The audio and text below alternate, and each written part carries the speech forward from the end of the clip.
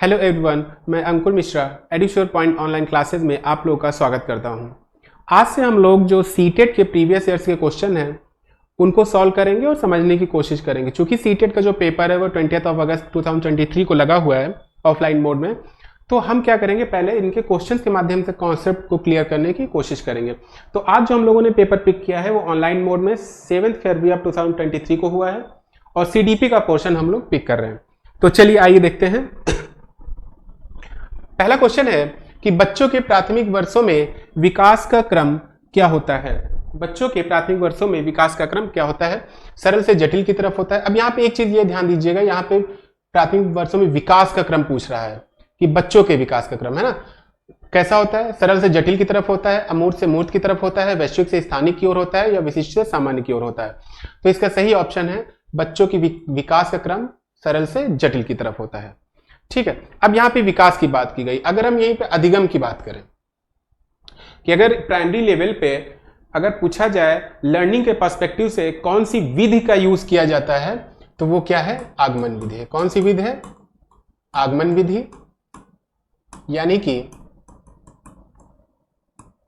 Inductive method.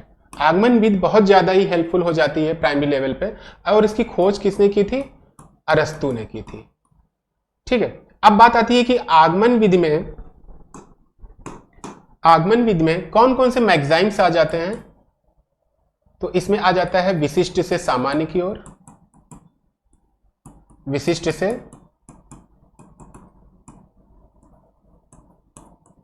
सामान्य की ओर। दूसरा आ जाता है ज्ञात से अज्ञात की ओर,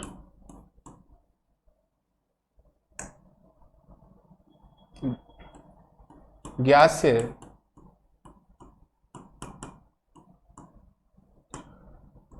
अज्ञात की ओर, फ्रॉम नोन टू अननोन। और थर्ड आ जाता है मूर्त से अमूर्त की ओर, यानी फ्रॉम कॉन्क्रीट टू एब्स्ट्रैक्ट। ठीक है, अगर हम लर्निंग की बात कर रहे हैं, यहां पे देखिए विकास की बात हो रहा है इसलिए पहला ऑप्शन सही है। अगर हम लर्निंग की बात करें तो पहले तो है कि कौन सी विधि का प्राइमरी लेवल पे यूज होता है? Inductive method. अगर अपर लेवल की बात करें वहां डिडक्टिव मेथड यानी निगमन विधि का यूज होता है। ठीक है, अब बात आती है कि इंडक्टिव मेथड में कौन कौन से मैग्जाइम्स हैं। तो विशिष्ट से सामान्य की ओर, ज्ञात से अज्ञात की ओर और मूर्त से अमूर्त की ओर। अब बात आती है विशिष्ट से सामान्य की ओर है क्या, अगर मैग्जाइम्स की बात करें अधिगम की पर्सपेक्टिव से। ये चीज ध्यान रखिएगा, हम यहाँ पे अधिगम को लेकर बात कर रहे हैं, है ना, अधिगम। तो अगर देखा जाए विशिष्ट से सामान्य की ओर, हमने किसी बच्चे से पूछा जैसे कि बेटा आपके घर में कौन कौन सी चीजें हैं, तो वो क्या कहेगा? सर मेरे यहाँ फैन है, टेबल है, चेयर है, सर टीवी भी है, एक्सेट्रा। ठीक है, फिर हमने कहा बेटा आप किस सिटी में रहते हो? तो कहा सर हम लखनऊ सिटी में रहते हैं। ठीक है, फिर बेटा आपका नाम क्या है? राम है। भाई का नाम क्या है? श्याम है। अब हमने उससे ये चीजें पूछी और बाद में हमने उसको बताया बेटा यही सब चीजें क्या कहलाती हैं? नाउन कहलाती हैं। नाउन क्या है? Basically noun is the name of person, place और थिंग, है ना। तो person Ram Shyam, place Lucknow, fan, table, chair, TV etcetera. क्या अरे सर ये तो हमें पता था। तो यानी हमने क्या किया, पहले स्पेसिफिक चीजों को लिया, ये सारी स्पेसिफिक एग्जाम्पल्स को लिया और उसको जनरलाइज कर दिया एक डिफिनीशन के रूप में, और वो डिफिनीशन क्या निकली? नाउन। इसलिए प्राइमरी लेवल पे हम अगर बच्चों को पहले डायरेक्ट डिफिनीशन बता देंगे, तो शायद वो नाउन ना समझ पाए। अगर हम ऐसे समझाएंगे तो शायद समझ जाए। इसी वजह से विशिष्ट से सामान्य की ओर लर्निंग के पर्सपेक्टिव से प्राइमरी लेवल बहुत अच्छा मैग्जाइम्स माना जाता है। ठीक, ज्ञात से अज्ञात की ओर यानी फ्रॉम नोन टू अननोन, बात वही है जो बच्चों को पता है पहले हम उन चीजों को पिक करेंगे और उन्हीं चीजों को पिक करते हुए वहां पे जाएंगे, वो उस इंफॉर्मेशन उस नॉलेज को बच्चों को देंगे जो उनको नहीं पता है। क्लियर? अगला आ जाता है मूर्त से अमूर्त की ओर। मूर्त से अमूर्त का मतलब है बच्चे कॉन्क्रीट चीजों को, मूर्त चीजों को ज्यादा बेहतर समझ सकते हैं रादर देन अमूर्त जो चीजें, एब्स्ट्रैक्ट जो चीजें हैं वो इसलिए नहीं समझ पाते क्योंकि इनिशियल लेवल पे उनकी मेमोरी इतनी स्ट्रांग नहीं होती, उनका माइंड इतना स्ट्रांग नहीं होता कि वो चीजों को विजुलाइज कर पाए, चीजों को इमेजिन कर पाए। इस वजह से प्राइमरी लेवल पे पहले मूर्त चीजों पे जाएंगे, जैसे पहाड़ के बारे में बताना है तो पहाड़ माउंटेन को समझाने से बेहतर है हम उनको जाके वो चीज रियल में दिखा दें, तो वो चीजें समझ जाएंगे, है ना। जैसे ताजमहल, अब वो विजुलाइज नहीं कर पा रहे बिल्डिंग को, तो अगर हम उनको जाके वो चीज दिखा दे, मूर्त चीज पहले दिखा दे, फिर हम अमूर्त की तरफ बढ़े, तो वो आसानी से समझ जाएंगे। ठीक है, तो पहला क्वेश्चन क्या था, बच्चों के प्राथमिक वर्षों में विकास का क्रम सरल से जटिल की ओर होता है। चलिए दूसरा क्वेश्चन देखते हैं। दूसरा क्वेश्चन है कि भाषा के विकास के लिए संवेदनशील काल कौन सा होता है। बहुत अच्छा क्वेश्चन है, बहुत इंपॉर्टेंट भी क्वेश्चन है, समझने की कोशिश करिएगा। यहां पे संवेदनशील काल की बात कर रहा है। भाषा के विकास के लिए अगर सबसे इंपॉर्टेंट चीज है यहां पे जो एक टर्म यूज हुआ है संवेदनशील, ये बहुत मायने रखता है। भाषा के विकास के लिए संवेदनशील काल कौन सा है? आरंभिक काल, माध्यमिक काल, किशोरावस्था, प्रसव पूर्व अवस्था। भाषा के विकास के लिए सबसे इंपॉर्टेंट आरंभिक काल। क्यों? आप एक चीज समझ लीजिए कि बच्चा जब इस दुनिया में आता है तो वो सबसे पहले अपने इन्वायरमेंट से, अपने समाज से अंतःक्रिया करके ही सीखता है ना, जो वैगोस्की ने बताया है। अब बात है कि आरंभिक काल क्यों इतना इंपॉर्टेंट हो जाता है, क्यों इतना सेंसिटिव हो जाता है? क्यों? क्योंकि बच्चा माइंड उसका ब्लैंक है, आप जैसे बोलेंगे वो वैसे सीखेगा। आप अच्छी चीजें आसपास वो अच्छी अच्छी बातों को सुनेगा तो उसकी लैंग्वेज भी अच्छी होगी। आप एब्यूजिव लैंग्वेज बोलेंगे, गाली गलौज से आसपास की इन्वायरमेंट बात हो रही है, तो वो आगे चल के वो भी गाली देगा। इस वजह से सेंसिटिव कहा गया, संवेदनशील इसलिए कहा गया है क्योंकि जैसा इन्वायरमेंट होगा वो वैसे सीखेगा। अच्छा बोलेंगे अच्छा सीखेगा, उसकी लैंग्वेज अच्छी होगी, उसके भाषा का विकास अच्छा होगा। गंदा बोलेंगे तो उसके भाषा का विकास गंदा हो गया। माध्यमिक काल से कोई मतलब नहीं है, माध्यमिक काल से क्योंकि वो ऑलरेडी पहले जो सीख चुका है उसी चीज को फॉलो करेगा। ठीक, अगर अच्छा सीखा है तो माध्यमिक काल में भी चीजें अच्छी रहेंगी, किशोरावस्था में भी चीजें अच्छी रहेंगी। अगर इसने सीखा ही इनिशियल में गलत है तो वही चीजें आगे चलती हुई चली जाती है। इसलिए कौन सा ऑप्शन सही है? आरंभिक काल। भाषा के विकास के लिए संवेदनशील काल कौन सा है? बहुत सेंसिटिव जो स्टेज है वो कौन सी? आरंभिक। बहुत ही नाजुक अवस्था होती है भाषा के लिए, इसी वजह से कहा जाता है बच्चों के लिए बहुत ही पॉजिटिव इन्वायरमेंट रखने की जरूरत होती है। चाहे वो हेल्थ को लेकर हो, उसके डेवलपमेंट को लेकर हो, उसकी चीजों को सीखने को लेकर हो, जैसा जैसा उसके आसपास होता रहेगा वो वैसा वैसा सीखता रहेगा। पॉजिटिव चीजें होंगी, पॉजिटिव इफेक्ट उसके ऊपर आएगा, नेगेटिव चीजें होंगी तो नेगेटिव इफेक्ट उसके ऊपर आएगा। ठीक है, चलिए अगला क्वेश्चन देखते हैं। अगला क्वेश्चन है कि वह प्रक्रिया जिसमें बच्चे समाज में अपनी भूमिका को सीखते हैं, वह प्रक्रिया जिसमें बच्चे समाज में अपनी भूमिका को सीखते हैं उसे सामाजिकरण कहते हैं, समायोजन कहते हैं, समावेशन कहते हैं या अनुकूलन कहते हैं। तो उसे क्या कहते हैं? सामाजिकरण कहते हैं। और सामाजिक की बात किसने की थी? समाज में अंतःक्रिया की बात किसने की थी? वाइगोस्की ने की थी। और समावेजन, समावेशन और अनुकूलन की बात पियाजे ने की है। अब पियाजे ने कहा क्या है? पियाजे ने क्या किया है? पियाजे ने इन तीनों को भी समझ लीजिए। अनुकूलन यानी एडेप्टेशन को दो भागों में बताया, दो भागों में बांटा। Assimilation and accommodation. ठीक है, एसिमिलेशन क्या है? यही समावेशन या आत्मसातकरण, दूसरा समायोजन। अब ये होता क्या है ये समझिए। एसिमिलेशन क्या है? पहले तो एक टर्म को समझ लीजिए, स्कीमा। ठीक, स्कीमा क्या है? स्कीमा बेसिकली क्या है कि हमारे माइंड में जो भी चीजें हम याद रख पाते हैं, जो भी चीजें नई नई चीजों को डाल पाते हैं, वो क्या होता है? वही स्कीमा होता है। इन शॉर्ट हम कह सकते हैं जो हम सोच पा रहे हैं, जो हमारी याददाश्त है, उसी को क्या बोलते हैं? स्कीमा। ठीक है, माइंड में जो भी चीजें कलेक्ट हैं हमारे, वही सब क्या है? वही सब स्कीमा है। यानी इनको इन शॉर्ट में हम एक मेमोरी भी बोल सकते हैं। ठीक है, अब बात आती है एसिमिलेशन। यानी स्कीमा में एसिमिलेशन क्या है? समावेशन। स्कीमा में जब नई नई चीजों का मतलब है नॉलेज, ठीक है, इंफॉर्मेशन, लर्निंग, ठीक है, ये चीजें नई नई चीजों को डालते हैं या उसमें स्टोर करते हैं तो वो है एसिमिलेशन। यानी अपने स्कीमा में जो नई नई नॉलेज को, नई नई इंफॉर्मेशन को,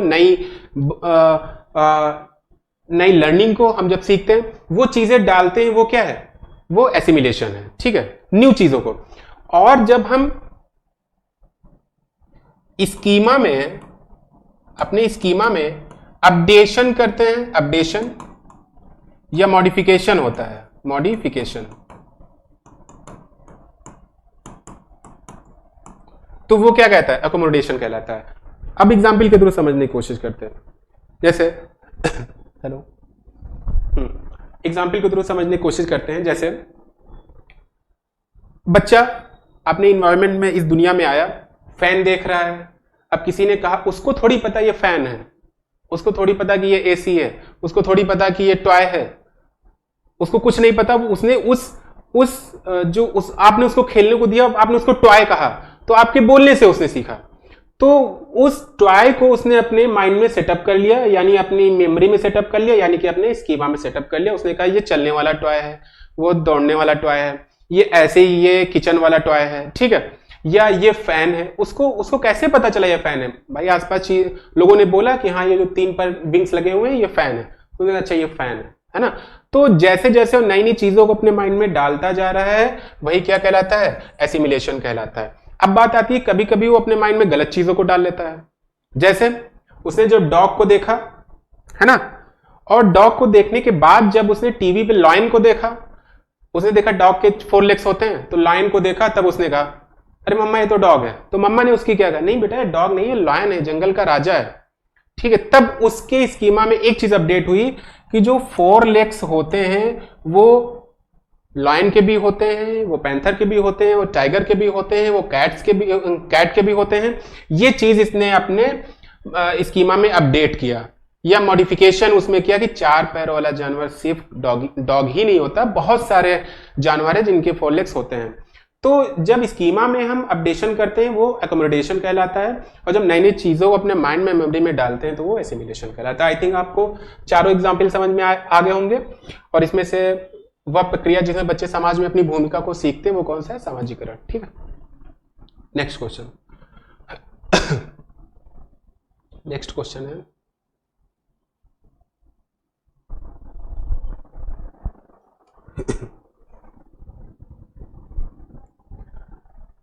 अगला क्वेश्चन है कि संज्ञानात्मक विकास के किस चरण में बच्चे अनुकरण करने लगते हैं व उनमें वस्तु स्थायित्व की योग्यता आ जाती है। उसमें 2 टर्म है, एक है अनुकरण और दूसरा है वस्तु स्थायित्व यानी ऑब्जेक्ट परमानेंस।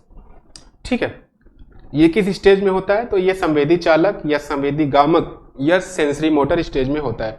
अब बात आती है, कुछ इंपॉर्टेंट फैक्ट है सेंसरी मोटर स्टेज के, वो समझ लेते हैं। पहला है सेंसरी मोटर स्टेज कब से कब तक होता है? 0 to 2 ईयर्स के लिए होता है। अब इसमें पहली चीज आ जाती है कि 30 दिन तक, हेलो 30 दिन तक बालक केवल रिफ्लेक्ट एक्टिविटीज करता है, यानी प्रतिवर्त क्रियाएं करता है। तो अगर ये क्वेश्चन आ जाता है कि इनिशियल के 30 डेज में सबसे ज्यादा कौन सी चीज बच्चा करता है, तो रिफ्लेक्स एक्टिविटीज करता है। अब बात आती है रिफ्लेक्स एक्टिविटीज होती क्या है? ये अनैच्छिक क्रियाएं होती हैं जो बच्चा अपने मन से नहीं करता है, इवन इससे उससे हो जाता है। जैसे सबसे अच्छा एग्जाम्पल अगर रिफ्लेक्स एक्टिविटीज का हम समझें तो जब इनिशियल डेज में बच्चा इस दुनिया में आता है तो कुछ दिन बाद, 10-15 दिन बाद क्या होता है, वो कभी कभी अपने मन से ही हंसने लगता है, स्माइल करने लगता है। तो लोग क्या कहते हैं, बहुत सारे लोग कहते हैं कि ये गॉड जिससे बात कर रहा है इस वजह से स्माइल कर रहा है ना। तो ऐसा एक्चुअली होता क्या है कि ये अनैच्छिक क्रिया है। अब वो ये चीज जो हंस रहा है वो इंटेंशनली नहीं कर रहा है, वो उससे हो जा रहा है। ठीक है, ये हंसना क्या हुआ उस ड्यूरेशन में, ये रिफ्लेक्स एक्टिविटी है। अब दूसरी चीज आ जाती है कि जैसे ही वो बच्चा लेटा हुआ, बच्चे का हैंड ऐसे, जैसे आप उस पर उंगली रखेंगे वो मुट्ठी बंद कर लेगा। तो वो भी वो इंटेंशनली नहीं कर रहा है, वो उससे हो जा रहा है। आप जैसे लेटा हुआ आप ऐसे रखेंगे वो हो जाएगा। तो ये क्या रिफ्लेक्स एक्टिविटी है। अब दूसरी चीज आती है, आप उसको कुछ भी देंगे, थंब देंगे या कोई पेन देंगे, तुरंत वो मुंह में डाल के चूसने लगता है। तो ये क्या है, जो शकिंग कर रहा है ये भी क्या रिफ्लेक्स एक्टिविटीज है। यानी रिफ्लेक्स एक्टिविटीज अनैच्छिक होती हैं और 30 दिन तक बहुत ज्यादा ये डोमिनेंट होती हैं। अब बात आती है क्वेश्चन अगर ये आ जाए सबसे ज्यादा रिफ्लेक्स जो एक्टिविटी डोमिनेट होती है वो कौन होती है, तो वो सकिंग रिफ्लेक्स।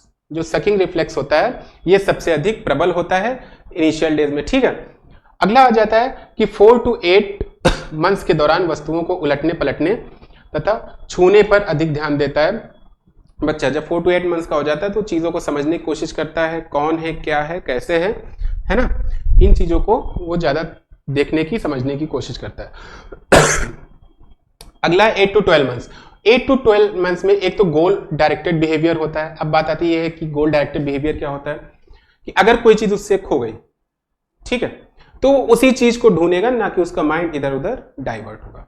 टॉयज उसका कोई खो गया तो उसका माइंड सिर्फ टॉयज को ढूंढने में ही रहेगा। आसपास आप उसको कितना भी अच्छा टॉयज दे दें वो उसकी तरफ उसका ध्यान नहीं जाएगा। उस जो टॉय खेला था, जो खोया है, वो उसी की तरफ जाएगा। इस ड्यूरेशन में बच्चा जो भी सीखता है उसका एक परिस्थिति से दूसरी परिस्थिति में वो सामान्यीकरण करना भी शुरू कर देता है। सामान्यीकरण करने का मतलब यह है कि सामान्यीकरण की चीजें इस एज में 8 to 12 मंथ्स में आने लगती है। सपोज उसने कोई बटन पुश करके टीवी खोला, ठीक है, अब वो जहां पे भी वो स्विच देखेगा वो समझ जाता है कि ये दबाएंगे तो वो टीवी ऑन हो गया था, तो अब ये लाइट भी ऑन हो जाएगी। तो यानी एक जगह से जहां से उसने स्विच ऑन करना सीखा, अब कहीं भी वो स्विच देखेगा, वो पुश करे, उसको पता है कि अभी ये दबाएंगे तो कुछ ना कुछ एक्टिविटी, कुछ ना कुछ तो होगा, कुछ जलेगा, कुछ हो, है ना, टीवी चलेगी या फैन चलेगा, उसको पता है। तो इस वजह से वो एक परिस्थिति में जो चीज सीखता है उसका दूसरी जगह में सामान्यीकरण करने लगता है। 12 to 8 मंथ्स में ये चीज इंपॉर्टेंट है, क्यूरियोसिटी मोटिव बहुत ज्यादा प्रबल होता है, प्रीडोमिनेंट होता है। इसमें क्या करता है, वो वस्तुओं को नीचे गिराकर उनके बारे में जानने की प्रवृत्ति करता है। कोई भी टॉयज देंगे 12 to 18 मंथ्स के दौरान, वो उसको तोड़ता है, वो खेलेगा नहीं। 12 to 8 मंथ के दौरान बच्चा क्या करता है, उसको पटकेगा, खोलेगा, समझने की कोशिश करेगा क्या है, कैसे है, और उस टॉयज के बारे में जानने की क्यूरियोसिटी होती, कैसे बना।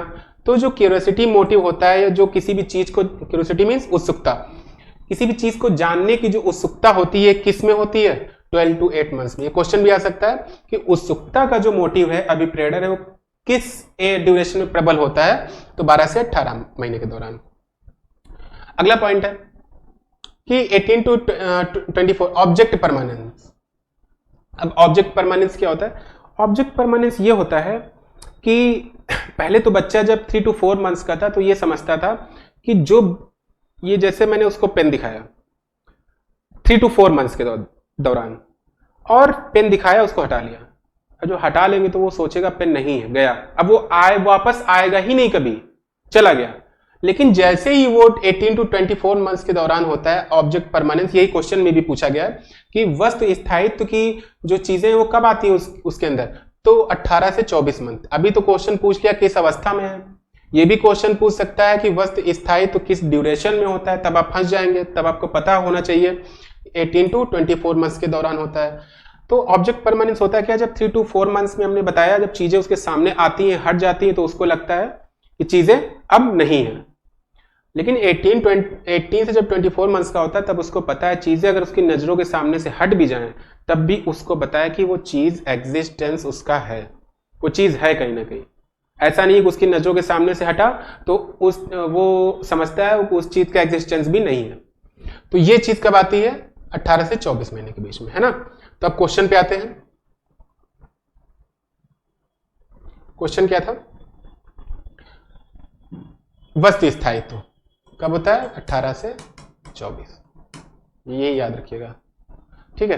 तो अनुकरण करने लगते हैं, वह वस्तु स्थायित्व की योग्यता आ जाती है किसमें, संवेदी चालक में, ठीक है। आई थिंक आप लोग समझ में आ गया। नेक्स्ट क्वेश्चन देखते हैं। अगला क्वेश्चन है, जीन पियाजे के सिद्धांत के अनुसार वह बच्ची जो सूरज को सजीव मानती है क्योंकि वो रोशनी देता है, अपनी सोच में क्या दर्शाती है, जीववादी चिंतन, केंद्रीकरण, अप्रतिवर्तिता, वस्तु स्थायित्व, ठीक है। तो इसका सही ऑप्शन क्या है, इसका जो सही ऑप्शन है, एक सेकंड, इसका सही ऑप्शन है जीववादी चिंतन। क्यों, समझते हैं। देखिए, पूर्व संक्रियात्मक अवस्था है, यानी प्री ऑपरेशनल जो स्टेज है, कब से कब तक है, 2 to 7, सबको पता है। अब प्री ऑपरेशनल स्टेज को जीन पियाजे ने दो भागों में डिवाइड किया, एक तो प्री कॉन्सेप्चुअल और दूसरा इंट्यूटिव पीरियड यानी अंतर्दर्शी अवधि। अब जो प्री ऑपरेशनल स्टेज दो में डिवाइड हुई, एक तो प्री कॉन्सेप्चुअल, इसमें क्या आता है, इस अवस्था में जो बच्चा होता है सिग्निफायर्स यानी संकेतक विकसित कर लेता है 2 to 7 के बीच में। संकेतक क्या है, जैसे अगर वो रो रहा है, उसकी मम्मा ने ऐसे किया तो समझ जाता है वो चुप रहने के लिए कह रही है ना, यानी सिंबल और साइन को वो धीरे धीरे समझने लगता है प्री कॉन्सेप्चुअल पीरियड, यानी कि ये किस में आता है, प्री ऑपरेशनल में। ठीक है, इंट्यूटिव पीरियड में क्या होता है, ट्रेट ऑफ रिवर्सिबिलिटी नहीं होता है, यानी ट्रेट ऑफ रिवर्सिबिलिटी का मतलब है पलटावी का गुण। पलटावी गुण का मतलब है कि जैसे हमने अभी टॉयज की बात की थी, है ना, मैंने क्या कहा कि टॉयज आपने दिया तो वो खोल लेगा पूरा बच्चा, ठीक है, सारे इधर उधर करके कैसे भी करके उसे तोड़ ताड़ के अलग कर दे, लेकिन दोबारा वो उसी पोजीशन पे वापस नहीं ला पाता है, यानी ट्रेट ऑफ रिवर्सिबिलिटी नहीं होती है किस एज में, 2 to 7 में। ठीक है, अगर हम उसके माध्यम से अगर हम उसमें उसके लर्निंग के माध्यम से जाएं तो हम ये कह सकते हैं 2 into 2 4 तो वो समझ लेगा, लेकिन 4/2 ये वो नहीं समझ पाएगा। बात समझ में आ गई? दैनिक जीवन में सोचे, वो चीजों को जैसे टॉयज है उसने खोल खाल के इधर उधर करके अलग कर दिया सिंपल से, लेकिन अब उससे को भैया इसे पहले जैसा कर दो, नहीं कर पाएगा। तो ये क्या है कि रिवर्सिबिलिटी यानी वो जो रिवर्स चीजें हैं वो नहीं कर पा रहा है, वो सीधे तो करे ले रहा है लेकिन वहां से वापस नहीं आ पा रहा है। ठीक है, तो ये इस चीज की कमी होती है। रीजनिंग पहले से ज्यादा मेच्योर हो जाती है, किसमें, इंट्यूटिव पीरियड में। ये किसका पार्ट है, प्री ऑपरेशनल यानी पूर्व संक्रियात्मक का पार्ट है। ठीक है, अब देखिए सबसे इंपॉर्टेंट चीज यहां पे आ जाती है जो क्वेश्चन कह रहा है। अब देखिए पहले क्या हुआ, प्री ऑपरेशनल को दो पार्ट में बांटा पियाजे ने, प्री कॉन्सेप्चुअल पीरियड और इंट्यूटिव पीरियड यानी पूर्व संप्रत्यात्मक अवधि और अंतर्दर्शी। उसके बाद फिर प्री कॉन्सेप्चुअल को भी दो पार्टों में बांट दिया गया, एनिमिज्म और इकोसेंट्रिज्म। एनिमिज्म क्या है, जीववाद। जीववाद का मतलब क्या है कि निर्जीव वस्तुओं को भी जब बच्चा सजीव समझने लगता है तो उसे हम एनिमिज्म कहते हैं या जीववाद कहते हैं। कहने का मतलब जब बच्चा होता है, आपने देखा होगा जो बच्चियां होती हैं छोटी छोटी, तो वो डॉल को लेके अगर लेटती हैं तो डॉल को सेम अपने जैसे समझती हैं। अगर जो मम्मा उस बच्चे के साथ कर रही है, बच्चे के साथ, वो बच्ची उस डॉल के साथ वही चीज रिपीट करती है। अगर वो नहला रही है अपनी बच्ची को माँ, तो जब वो खेलती है तो उस डॉल को नहलाएगी। मम्मा जैसे सुलाती है वो बच्ची उस डॉल को वैसे ही सुलाएगी, यानी उस डॉल को क्या कर रहा है, वो बच्ची निर्जीव वस्तु को भी सजीव समझ रही है। एनिमिज्म किसका पार्ट है, प्री कॉन्सेप्चुअल, और प्री कॉन्सेप्चुअल किसका पार्ट है, प्री ऑपरेशनल यानी पूर्व संक्रियात्मक का।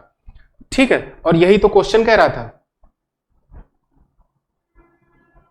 ये देखिए अपनी सोच में क्या दर्शाता है, सूरज को सजीव, यानी सूरज को उसने सजीव मान लिया, तो क्या जीववादी चिंतन है, एनिमिज्म है ना।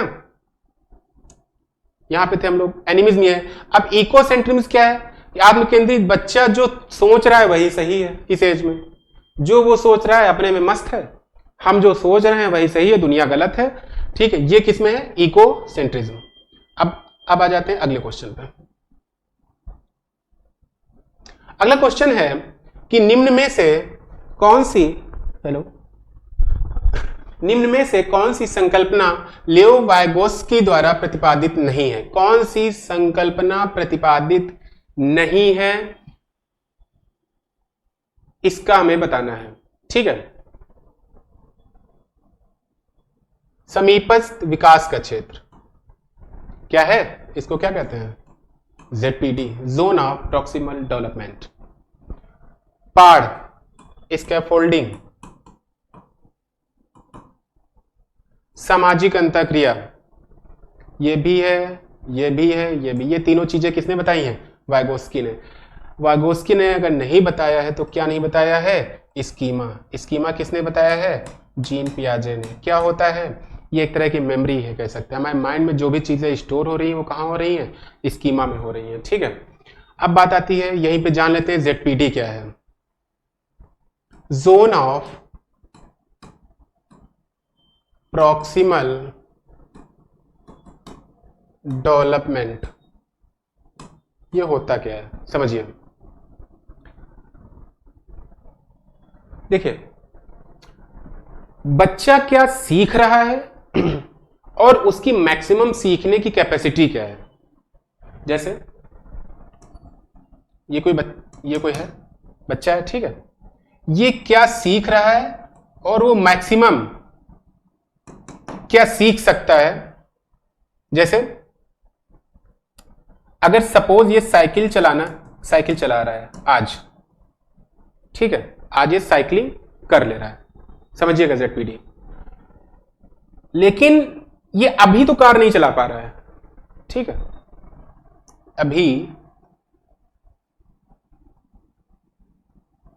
अभी कार नहीं चला पा रहा है, ठीक है, लेकिन इसकी कैपेसिटी है कार चलाने की। अगर इसको पार का सहारा मिल जाए या स्कैफोल्डिंग हो जाए,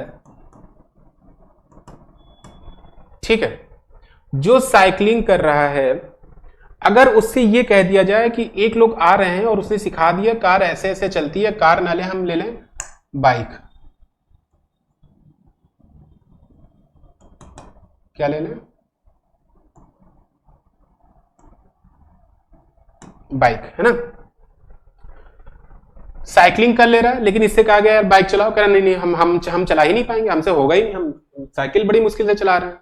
बट उसके अंदर कैपेसिटी है, यानी वो क्या कर रहा है और वो क्या कर पा रहा है, किसी के माध्यम से क्या वो कर सकता है, तो यानी जो कर रहा है और उसकी क्या कैपेसिटी है, समझिए, कर रहा है और मैक्सिमम कैपेसिटी,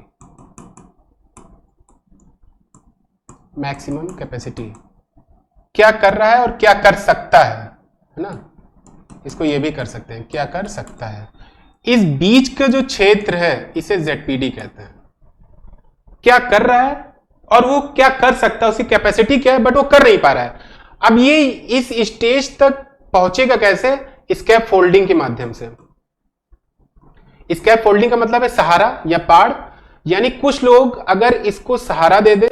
पाड़ क्या होता है, पाड़ आपने देखा ना, जैसे छत जब ढलती है तो पाड़ लगाई जाती है और जैसे ही छत ढल जाती है पाड़ हटा ली जाती है, फिर तो पाड़ की जरूरत नहीं होती है। वही चीज कि हल्का सा सहारा दे दे, वो साइकिल से बाइक चलाने लगे, फिर वो, लेकिन वो सहारा हमेशा नहीं देना है, जैसे ही वो सीख जाए सहारे को हटा लेना है, फिर वो अपने मन से चलता रहेगा। ये चीज क्या कहलाती है, स्कैफोल्डिंग। अब क्या कर रहा है और क्या कर सकता है, इस बीच का जो क्षेत्र है वो जोन ऑफ प्रॉक्सिमल डेवलपमेंट, यानी उसमें कितना डेवलपमेंट हो सकता है, ठीक है, ये कहलाता है ZPD। पाड़ हमने बता ही दिया, सामाजिक अंतःक्रिया, अपने परिवेश में रह के, वो समाज में रह के ही कुछ ना कुछ सीखता है।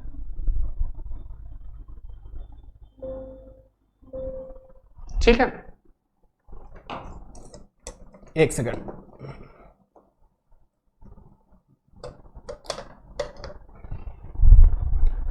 हेलो, ठीक है, कौन सा ऑप्शन सही है, स्कीमा। अगला क्वेश्चन देखते हैं। लेव वाइगोस्की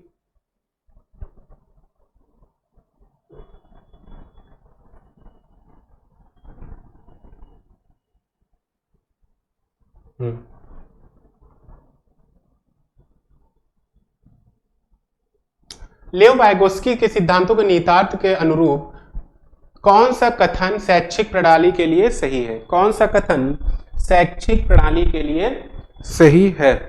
ठीक है, पहला, विद्यार्थियों में एक चीज याद रखिए, वाइगोस्की की, अरे यार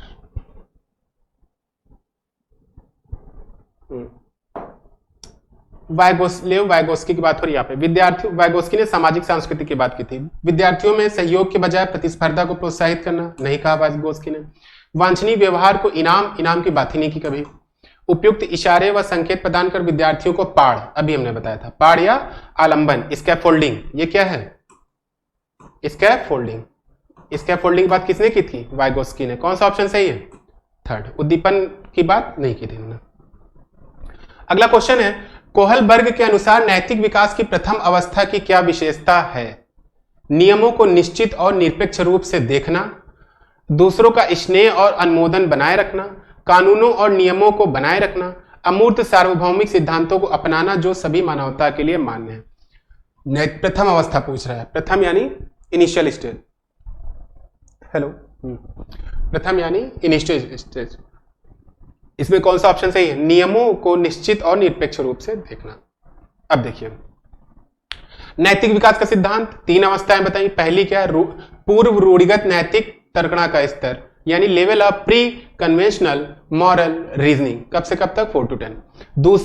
दूसरा स्तर है रूढ़िगत नैतिक तर्कणा का स्तर, यानी level of conventional, level of pre conventional, और third level of post conventional.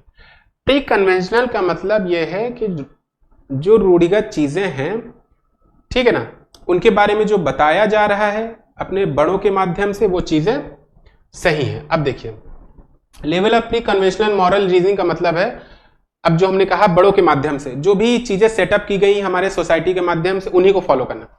Punishment एवं ओबीडियंस ओरिएंटेशन, दंड एवं आज्ञाकारिता उन्मुखता, यानी दंड से दूर रहना है। दंड से आप कब दूर रहेंगे? जब उन्हीं चीजों को फॉलो करेंगे जो नियम बने हुए हैं, है ना, कि ये करना है, ये नहीं करना है। आपने बच्चों को बता दिया ऐसा करना है, ऐसा नहीं करना है, तो वो वही करेंगे जो रूल्स आप उन्हें बताएंगे, है ना। तो दंड से दूर रहने का मोटिव बहुत प्रबल होता है कि हमें पनिशमेंट नहीं मिली। आप किसी कोई बच्चा शैतानी कर रहा है, किसी ने झूठ बोला, आपने कहा नहीं झूठ बोलना पाप होता है, गलत चीज है, आगे से झूठ नहीं बोलेगा।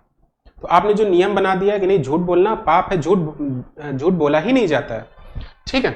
अगला क्या है? पुरस्कार पाने की प्रेरणा प्रबल होती है, यानी कि उन्हें ये होता है कि हम जो भी अच्छा काम करें कुछ ना कुछ हमें चाहे वर्बल तरीके से शाबाशी मिले, या कुछ ना कुछ हमें भौतिक रूप से चॉकलेट, टॉफी, बिस्किट, है ना, पुरस्कार पाने की प्रेरणा बहुत ज्यादा प्रबल होती है।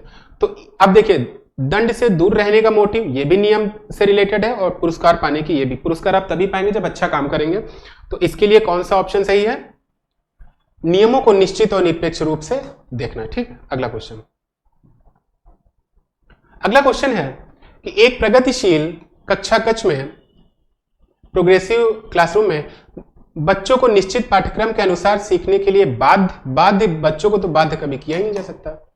बच्चे उन गतिविधियों में संलग्न होते हैं जिसमें वह अपनी क्षमताओं को पा लेते हैं। बच्चों की योग्यता के अनुसार उनका नामीकरण व पृथक्करण। नो, बच्चे इनाम को पाने के लिए, सजा से बचने के लिए कार्य करते हैं। नो। दूसरा ऑप्शन, बच्चे उन गतिविधियों में संलग्न होते हैं जिसमें वह अपनी क्षमताओं को पा लेते हैं, ठीक है। नेक्स्ट क्वेश्चन, अगला क्वेश्चन है, हेलो, अगला क्वेश्चन है, निम्न में से किस प्रकार की बुद्धि का वर्णन हार्वर्ड गार्डनर द्वारा किया गया है? ठीक है। सामान्य बुद्धि, नो। भौतिक, नो। विशिष्ट, नो। जी और स्पेसिफिक फैक्टर इन्होंने दिया ही नहीं है, इन्होंने क्या दिया? भाषाई बुद्धि, ठीक है। कौन सा ऑप्शन सही है? भाषा। अब देखिए भाषाई बुद्धि होता क्या है। देखिए गार्डनर ने जो बुद्धि बताई है उसके बारे में समझ लीजिए। इन्होंने 7 तरीकों की बुद्धि बताई है। वैयक्तिक पर बुद्धि, जिसे पर्सनल अदर्स इंटेलिजेंस कहते हैं, या इसे ही अंतरवैयक्तिक बुद्धि कहते हैं। पर्सनल अदर्स इंटेलिजेंस होती क्या है? जिसमें ये बुद्धि होती है वो दूसरों के बारे में जानने की कोशिश ज्यादा करता है। हेलो, दूसरों को बारे में जानने की कोशिश ज्यादा करता है। तो ये क्या हो गई? पर्सनल अदर्स इंटेलिजेंस, इसको अंतरवैयक्तिक भी कहते हैं। अंतरवैयक्तिक जिसमें बालक या कोई पर्सन खुद के बारे में जानने की कोशिश करता है, वो पर्सनल सेल्फ इंटेलिजेंस होता है। संगीत बुद्धि, म्यूजिकल इंटेलिजेंस। शरीर गति की बुद्धि, इसमें खेल कूद ज्यादा होता है, बॉडी काइनेटिक इंटेलिजेंस। स्थानिक बुद्धि, प्लेस के बारे में जानने की कोशिश, चार्ट या 3D मॉडल के माध्यम से किसी भी प्लेस को जानने की कोशिश, स्पेशल इंटेलिजेंस। तार्किक गणितीय बुद्धि, गणित की गणना करने की बुद्धि, लॉजिकल मैथमेटिकल इंटेलिजेंस। अब आ जाती भाषाई बुद्धि। ये देखिए, तो भाषाई बुद्धि लिंग्विस्टिक। भाषाई बुद्धि में क्या होता है? हम शब्दों और सेंटेंसेस को, किसी भी भाषा के शब्दों सेंटेंसेस को सीखने की कोशिश करते हैं, ये भाषाई बुद्धि है। तो इसी की बात की गई है। क्वेश्चन में क्या था? क्वेश्चन में यही तो था। गार्डनर ने किस बुद्धि की बात की है? भाषाई बुद्धि। और कौन सी है वो आप देख लीजिए, है ना, इसको चाहे नोट कर लीजिए, स्क्रीनशॉट ले लीजिए। इतनी बुद्धि की बात की गई है। आज भाषाई बुद्धि पूछा है, कल तार्किक गणितीय बुद्धि पूछ सकता है, या इनमें से कुछ भी पूछ सकता है। वो आप तभी कर पाएंगे जब आपको पता होगा, है ना। चलिए नेक्स्ट क्वेश्चन देखते हैं। अगला क्वेश्चन है कि एक प्राथमिक कक्षा कक्ष में शिक्षिकाओं को व्यक्तिगत वाक, पर्सनल टॉक, खुद से बातचीत जो हमारी सोच और व्यवहार का मार्गदर्शन करती है, उसे प्रोत्साहित करना चाहिए, हतोत्साहित करना चाहिए, नकारना चाहिए कि इस्तेमाल के लिए बच्चों को दंडित नहीं, उसे प्रोत्साहित करना चाहिए। एक प्राथमिक कक्षा कक्ष में शिक्षिकाओं को व्यक्तिगत वॉक, खुद से बातचीत जो हमारी सोच और व्यवहार का मार्गदर्शन करती है, को शिक्षिकाओं को व्यक्तिगत वॉक। एक सेकंड, ये क्वेश्चन देख लें कैसे। Question number 11।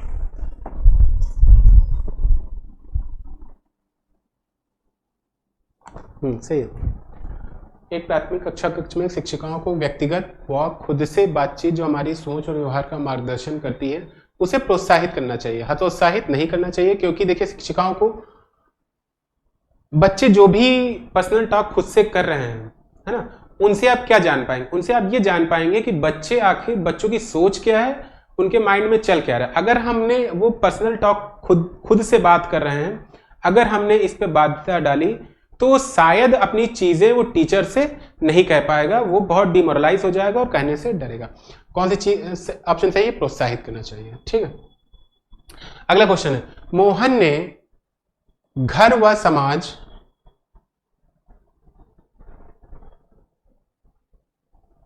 एक सेकंड,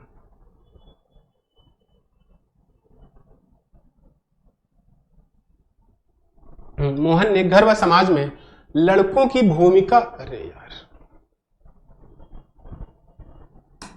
हाँ, लड़कों की भूमिका को देखते हुए स्कूल में आयोजित, मोहन ने घर व समाज में लड़कों की भूमिका को देखते हुए स्कूल में आयोजित एक कार्यक्रम में लड़के की भूमिका को यह कहकर निभाने से इनकार कर दिया कि वह लड़का है, इसलिए वह एक लड़के की ड्रेस नहीं पहनेगा। यह क्या दर्शाता? जेंडर भूमिका। देखिए, जेंडर भूमिका में लचीलापन, यानी जो जेंडर रोल में फ्लेक्सिबिलिटी की बात होती है, वो तो है नहीं। फ्लेक्सिबिलिटी का मतलब क्या होता है? देखिए, जेंडर भूमिका में लचीलापन का मतलब ये है कि देखिए, पहले जेंडर भूमिका समझ लीजिए। जेंडर भूमिका क्या है?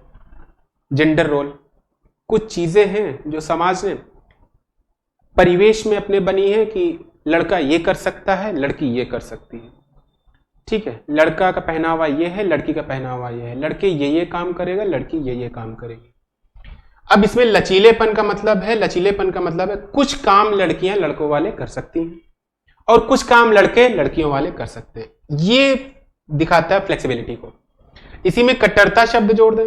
नो, कोई भी सिंगल वर्क जो लड़का करता है वो लड़की नहीं करेगी, और कोई भी सिंगल वर्क जो लड़की करता है वो लड़का नहीं करेगा। अगर लचीलेपन की बात की जाए तो इसमें कुछ काम लड़के वाले लड़कियां कर सकती हैं, लड़की वाले लड़कियां कर सकते हैं।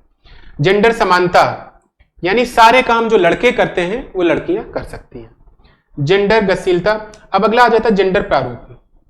जेंडर प्रारूप का मतलब है जेंडर टाइपिंग, इंग्लिश में कहते हैं। जेंडर टाइपिंग का मतलब यह है कि एक बच्चा जो है वो अपने समाज में, परिवेश में रहकर यह सीखता है कि मेल पर्सन के क्या क्या काम है, मेल पर्सन का व्यवहार क्या है, मेल पर्सन क्या क्या करता है, क्या क्या नहीं करता है। वो बच्चा अपने समाज से ही धीरे धीरे बचपन से सीखता हुआ बड़ा होता है। तो उसके माइंड में चीजें सेटअप हो जाती हैं कि लड़के का काम ये है, ये काम लड़की वाले काम वो नहीं कर सकता। यही चीज यहां पे बताई गई। मोहन ने घर व समाज में लड़कों की भूमिका को देखते, लड़कों के भूमिका को देखकर अपने अंदर वो चीजें डेवलप करना ही जेंडर टाइपिंग कहलाता है। कि मैं लड़का हूं और मैंने ये अपने समाज में, परिवेश में देखा है कि लड़कों के ये काम है, इसलिए मैं ये काम, वही काम करूंगा जो लड़के करते, लड़की वाला काम नहीं करूंगा। तो कौन सा ऑप्शन सही? जेंडर प्रारूप, क्योंकि उसने समाज में वही सीखा। अगला क्वेश्चन, एक ही कक्षा में अलग अलग क्षमताओं वाले विद्यार्थियों के सीखने व सिखाने की प्रक्रिया क्या कहलाती है? एक तो अलग अलग क्षमताओं वाले विद्यार्थी। क्षमता वाले विद्यार्थी से मतलब है किसी की जो कैप्चरिंग पावर है सीखने की, किसी की बहुत ज्यादा है, किसी की बहुत कम है। तो अब आप खुद ही बताइए, जब एक ही क्लास में कुछ बच्चे हैं जिनकी कैप्चरिंग पावर बहुत स्लो है, किन्हीं की कैप्चरिंग पावर बहुत फास्ट है, चीज़ों को जल्दी पकड़ लेते हैं, कोई चीज़ों को देर में पकड़ते हैं, कोई चीज़ों को बहुत देर में सीख पाते हैं, तो उनके लिए मानवीकृत निर्देश, कैरिकुलम फॉलो करना हो ही नहीं सकता, पॉसिबल नहीं। उद्दीपन, अनुबंधन हो ही नहीं सकता। विभेदित निर्देश, मतलब विभेदित निर्देश का मतलब यह है अलग अलग जो बच्चे हैं, जो जैसे जो जिस क्षमता वाले हैं उन्हीं क्षमता के अकॉर्डिंग टीचर उन्हें निर्देशित करेगा, उन्हें सिखाएगा। तो कौन सा ऑप्शन सही है? विभेदित निर्देश। अगला है सामाजिक रचनावादी कक्षा कक्ष में मूल्यांकन का प्रमुख तरीका होता है। क्या होता है? वस्तुनिष्ठ प्रत्याह्वान यानी ऑब्जेक्टिव नो, सहयोगात्मक हो सकता है, मानवीकृत कैरिकुलम नहीं, मानक संबंधित परीक्षाएं नहीं, सहयोगात्मक परीक्षाएं हो सकती हैं। देखिए, एक तो सामाजिक रचनावादी यानी सोशियो कंस्ट्रक्शन की बात कर रहा है। सोशियो कंस्ट्रक्शन का मतलब है जहां पे बहुत सारे बच्चे अलग अलग बैकग्राउंड से होते हैं, है ना, सामाजिक रचनावादी कक्षा में। तो उसमें भाई एक बच्चा दूसरे बच्चे के जो बैकग्राउंड है या उसमें जो चीजें हैं वो उनका जो परिवेश है वो कैसे जान पाएगा जब वो कोलैबोरेटिव टास्क में हिस्सा लेंगे। सहयोगात्मक परियोजनाएं यानी कि कोलैबोरेटिव टास्क, ऐसा टास्क जिसमें कुछ बच्चों का ग्रुप हो और उनके माध्यम से वो एक दूसरे को समझें, और जब कोलैबोरेटिव टास्क होगा तो उससे टीचर वो मूल्यांकन भी कर पाएगा कौन सा बच्चा क्या कर रहा है या कौन सा नहीं कर रहा है। कौन सा है? सहयोगात्मक परियोजना है। ठीक है, अगला क्वेश्चन। अगला क्वेश्चन है कि विद्यार्थियों के आकलन का सबसे शिक्षार्थियों के आकलन का सबसे महत्वपूर्ण उद्देश्य है अध्यापन की प्रभावशीलता पर विचार करना और सीखने को बढ़ाने के लिए इसे संशोधित करना, शिक्षकों को सौंपे गए कार्यों में से एक कार्य को पूरा करना, रिकॉर्ड और रजिस्टर को पूरा करना, कक्षा में समान योग्यता वाले समूह बनाने के लिए नहीं। कौन सा ऑप्शन सही है? अध्यापन की प्रभावशीलता पर विचार करना और सीखने को बढ़ाने के लिए इसे संशोधित करना। ठीक है, शिक्षार्थियों के आकलन का सबसे महत्वपूर्ण मतलब, अगर आप समझिए शिक्षार्थियों के आकलन का मतलब है अगर कोई बच्चा है ना, एक बच्चा जल्दी सीख रहा है और एक बच्चा देर में सीख रहा है, वो देर में क्यों सीख रहा है? इसका मतलब है एक फैक्टर हो सकता है कि हो सकता है उसका आईक्यू लेवल कम हो, लेकिन मोस्ट प्रॉब्ली अगर मेजॉरिटी में एक ही दो बच्चे सीख पा रहे हैं और मेजॉरिटी इस चीज की ज्यादा है कि मैक्सिमम बच्चे नहीं सीख पा रहे हैं, तो इसका मतलब है कहीं ना कहीं अध्यापन की प्रभावशीलता पर क्वेश्चन मार्क तो उठेगा ना। अब अध्यापन की प्रभावशीलता पर विचार करना चाहिए कि यार 3 ही 4 बच्चे क्यों हमारी बात समझ पा रहे हैं, बाकी 30 क्यों नहीं समझ पा रहे हैं, है ना। तो इसीलिए प्रभावशीलता पर विचार करना चाहिए और सीखने को बढ़ाने के लिए उसे संशोधित करना चाहिए। कहने का मतलब है कि हम जो पढ़ा रहे हैं उसमें 3 ही बच्चे सीखे, 30 नहीं सीख पा रहे हैं, इसका मतलब तो हमारी टीचिंग में फॉल्ट है, उसमें ड्रॉबैक है। अब हम टीचिंग में अपनी मॉडिफिकेशन करेंगे तभी बच्चे सीख पाएंगे, यही तो पहला ऑप्शन कह रहा है। ये अध्यापन की प्रभावशीलता पर विचार करें, आप जैसा पढ़ा रहे हैं उनमें पहले विचार करें, उसमें मॉडिफिकेशन करें और सीखने को बढ़ाने के लिए उसमें संशोधन करें। कौन सा ऑप्शन सही है? पहला। अगला क्वेश्चन, विद्यार्थियों को उनकी अभिरुचि, जरूरतों, परिवेश की विभिन्नताओं को ध्यान में रखकर उन्हें विविध प्रकार की गतिविधियों व अनुभवों के विकल्प देना किस सिद्धांत का पालन करता है ना। अब देखिए, अब इस चीज को समझिए, विद्यार्थियों को उनकी अभिरुचि, जरूरतों व परिवेश की विभिन्नताओं, इस चीज पे फोकस करिएगा, स्पेशली फोकस करिएगा विभिन्नताओं पे। बहुत सारे विद्यार्थी हैं, अलग अलग अभिरुचि के हैं, अलग अलग जरूरतों के हैं, अलग अलग परिवेश के हैं। विभिन्नताओं का मतलब क्या है? अलग अलग उनके इंटरेस्ट हैं, अलग अलग उनकी नीड्स हैं, अलग अलग उनका बैकग्राउंड है, अलग अलग उनका परिवेश है, एनवायरमेंट है। अगर इसको ध्यान में रखकर उन्हें विविध प्रकार की, बहुत सारे क्या है, मल्टीटास्क दिए गए, विविध प्रकार की एक्टिविटीज कराए गए, अनुभवों के विकल्प देना क्या कहलाता है? किस सिद्धांत का? समावेशन का पालन करता है। समावेशन का मतलब है एसिमिलेशन, यानी कि इनको एक जगह अलग अलग इनकी अभिरुचि है, जरूरतें हैं, परिवेश है, इसके बाद हमने क्या किया, एक एक्टिविटी दी जिसमें वो उस एक्टिविटी में चीजों को सीख पाए, उस इन्वायरमेंट को समझ पाए, नए चीजों में खुद को ढाल पाए, विविध प्रकार की गतिविधि, है ना। और अनुभवों के विकल्प देना क्या कहलाता है? ठीक है, यानी वो क्या कहलाता है? समावेशन कहलाता है, यानी हम एक जगह से आए हैं और जो टास्क मिला है क्या उसमें खुद को ढाल पाएंगे, ये क्या है? समावेशन। नामीकरण, पृथक्करण, प्रतिस्पर्धा, बहिष्करण नहीं। अगला क्वेश्चन है कि निम्न में से क्या कक्षा कक्ष में सांस्कृतिक संवेदनशीलता को बढ़ावा नहीं देता? सांस्कृतिक संवेदनशीलता को बढ़ावा नहीं देता है। विभिन्न संस्कृतियों के अनुकूल गतिविधियों का आयोजन करना, ये बढ़ावा देता है। विद्यार्थियों को उनकी संस्कृति के अनुभव को साझा करने को बढ़ावा देना देता है। केवल प्रभावी संस्कृति के त्योहार नहीं। हर विद्यार्थी को विविध पृष्ठभूमि को स्वीकारना, सम्मान देना है। ये भी कौन सा, जब भी नहीं वाला क्वेश्चन आए तो पहले तो नहीं पे फोकस करो, नहीं देता है। तो ऐसा थोड़ी है, जो सबसे प्रभावी संस्कृति है केवल हम स्कूल में उन्हीं के जो फेस्टिवल हैं उन्हीं को सेलिब्रेट करें, है ना। जो बच्चे कम हैं उनकी जो संस्कृति उनको सेलिब्रेट ना करें, तो इसमें क्या है, केवल प्रभावी ये नहीं करता है, बाकी चीजें सही है। तो कौन सा ऑप्शन सही? थर्ड। अगला क्वेश्चन कि पाठ पढ़ने व लंबे अंशों को समझने में उन विद्यार्थियों को कठिनाई होती है जो जूझ रहे हैं। अब देखिए ये हिंदी में दे दिया। गुणज वैकल्प का मतलब क्या है? डिसकैलकुलिया। पठन वैकल्प,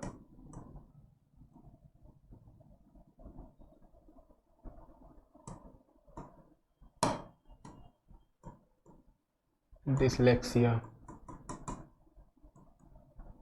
श्रवण बाधिता, लेखन कौशल, डिसग्राफिया। ठीक है, अब बताइए पठन कौशल के लिए, अब तो समझ में आ गया होगा। ये डिसकैलकुलिया, डिसलेक्सिया, डिसग्राफिया, श्रवण बाधिता यानी सुनने में दिक्कत। तो पाठ पढ़ने व लंबे अंशों को समझने, पढ़ने की बात आती तो कौन सा सही होता है? डिसलेक्सिया। ठीक, यानी सेकंड ऑप्शन सही। ठीक है, और अगर लिखने की बात आती तो डिसग्राफिया। अगला क्वेश्चन है श्रवण बाधित बच्चों के लिए कौन सी शिक्षण सामग्री उपयुक्त नहीं है? नहीं आया है तो उसे अंडरलाइन करें। जब भी नहीं वाला क्वेश्चन हो तो आप इस तरीके से कर ले, श्रवण बाधित बच्चों के लिए कौन सी शिक्षण सामग्री पहले उपयुक्त है उसको देख लें, कौन कौन सी उपयुक्त है। श्रवण बाधित है यानी सुनने में दिक्कत हो रही है, तो यानी हर देखने वाली चीज उनके लिए उपयुक्त होगी। मुद्रित पुस्तकें होंगी,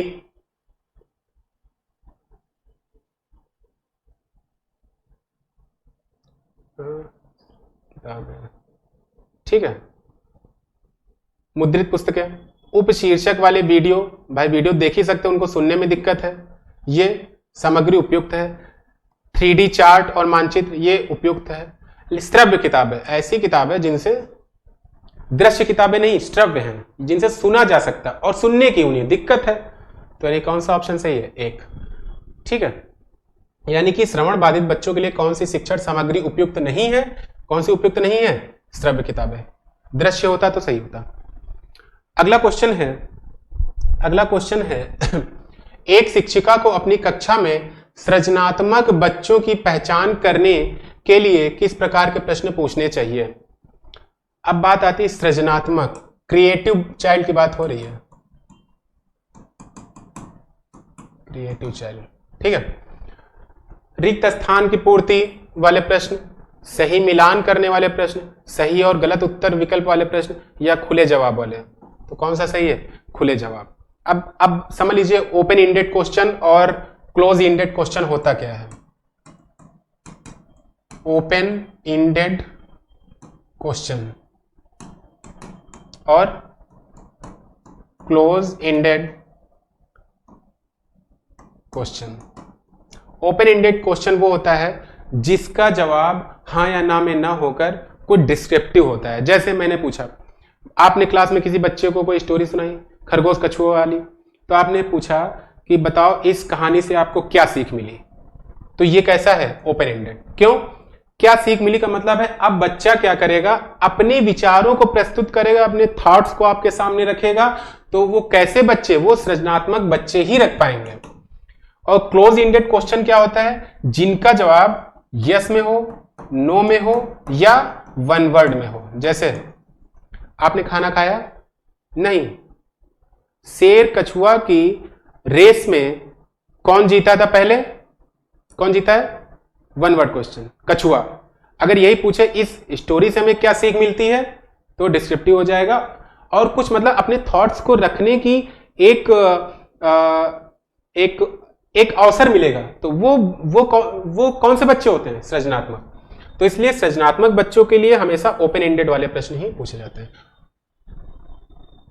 अगला क्वेश्चन है, यह महत्वपूर्ण है कि बच्चा अपने साथ जो अनुभव स्कूल में लाता है उन्हें नजरअंदाज किया जाए, उन्हें नकारा जाए, उन्हें आगे बढ़ाया जाए, उनकी उपेक्षा की जाए। ये तीनों ऑप्शन तो एक ही जैसे हैं, ये नहीं हो सकता, नकारा जाए, ये नहीं हो सकता, ये नहीं हो सकता, उन्हें आगे बढ़ाया जाए। देखिए, बच्चा अपने साथ जो भी एक्सपीरियंसेस ला रहा है घर से स्कूल में, उसको आप नकार नहीं सकते। वो एक्सपीरियंसेस हो सकता है बैड भी हो, गुड भी हो सकते हैं, क्योंकि आप जब बच्चे को एक्सपीरियंसेस को आप आगे बढ़ाने का मतलब है उसकी बातों को सुनेंगे, समझेंगे, है ना, और आगे बढ़ाएंगे, तब बच्चे को भी थोड़ा गुड फील होगा और वो चीजें आपसे शेयर कर पाएगा और उसका कॉन्फिडेंस लेवल भी बढ़ जाएगा। अगर आपने बच्चे ने कुछ जैसे अपने साथ जो अनुभव स्कूल में लाया, सपोज उसने घर में कोई टास्क किया या उसने कोई पेड़ लगाया, आके स्कूल में बता रहा है सर मैंने जो है कल पेड़ लगाया था, आपने कहा हटो यहाँ से, ठीक है लगाया होगा, आपने उसकी बात सुनी नहीं तो दोबारा आपसे बात ही नहीं कहेगा।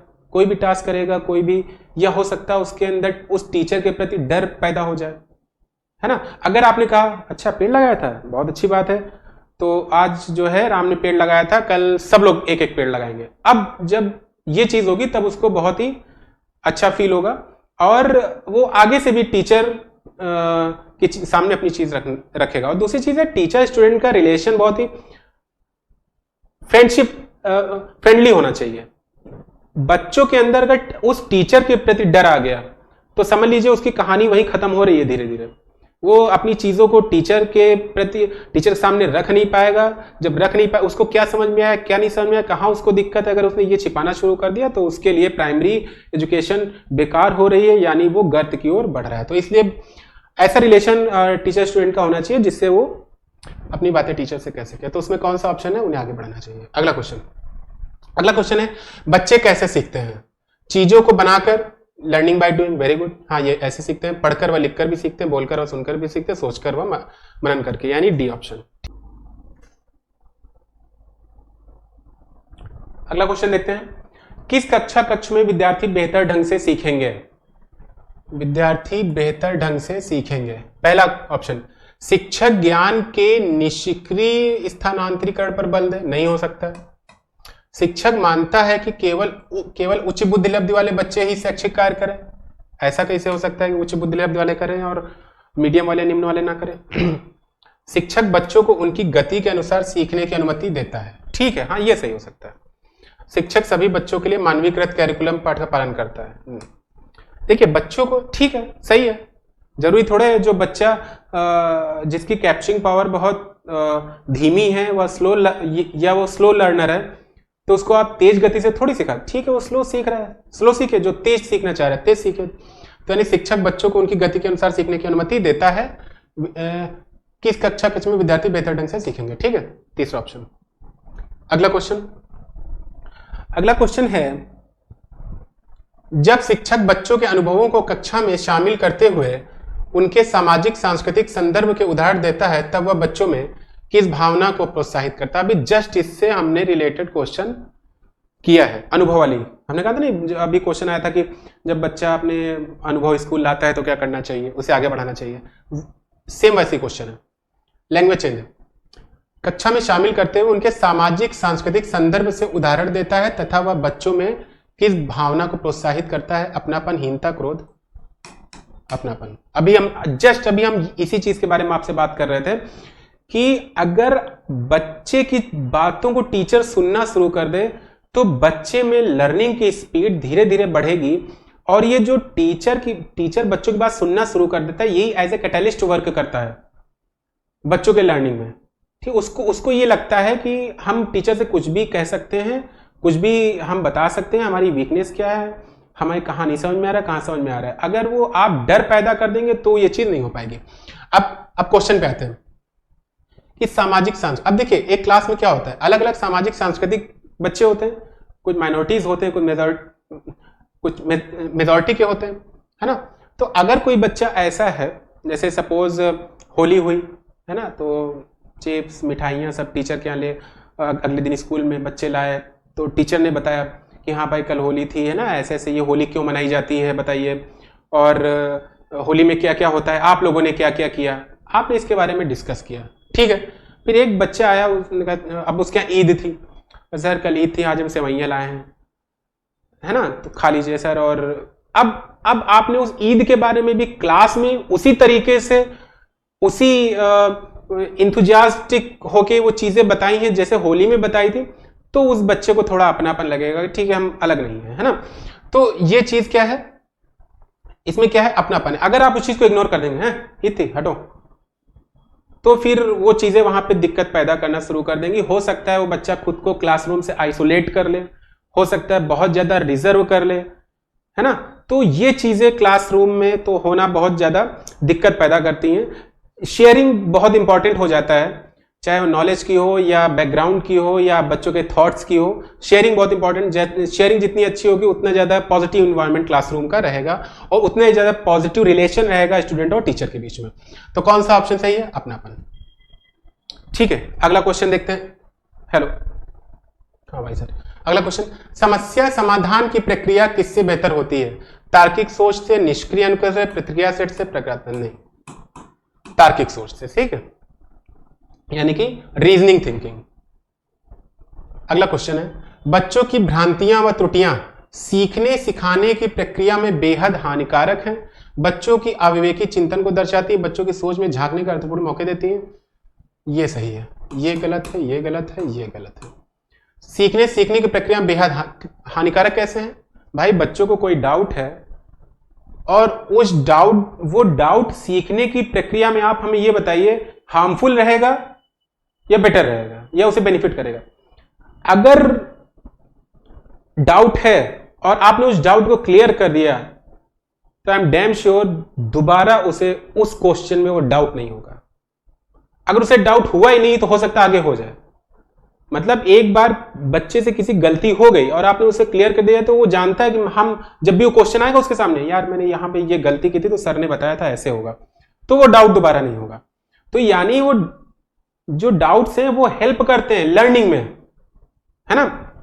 तो ये ऑप्शन नहीं हो सकता। बच्चों को अविवेकी चिंतन को दर्शाती है, नहीं भाई, हर बच्चा किसी भी क्वेश्चन को फर्स्ट अटेम्प्ट में सॉल्व नहीं कर सकता है। हो सकता है कुछ बच्चे कर लें, बट हो सकता है कुछ बच्चे ना कर पाए, सेकेंड थर्ड फोर्थ अटेम्प्ट में करें। इसका मतलब ये नहीं कि वो अविवेकी चिंतन को दर्शाते हैं, ठीक है। वयस्कों से उनकी हीनता को दर्शाते हैं, नहीं।